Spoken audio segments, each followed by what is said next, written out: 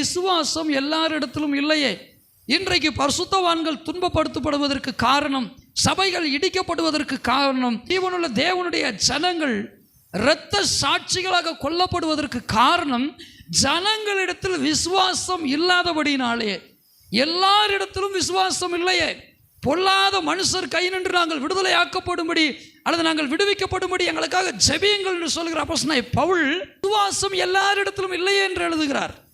இன்றைக்கு உலகத்தில் விசுவாசம் எல்லாரிடத்திலும் இருக்கும் என்றால் இன்றைக்கு சபைகள் இடிக்கப்படாது, சபைகள் சூறையாடப்படாது, தேவனுடைய ஜனங்கள் நிந்திக்கப்பட மாட்டார்கள், கர்த்தருடைய ஊழியர்கள் துன்பப்படுத்தப்பட மாட்டார்கள், இரத்தம் சிந்தி இன்றைக்கு கொடூரமாக மரித்து கொண்டிருக்க மாட்டார்கள். இன்றைக்கு ஜனங்கள் மரிப்பதற்கும் சபைகள் இடிக்கப்படுவதற்கும் காரணம் என்னவென்றால் விசுவாசம் ஜனங்களிடத்தில் இல்லாதபடினாலே.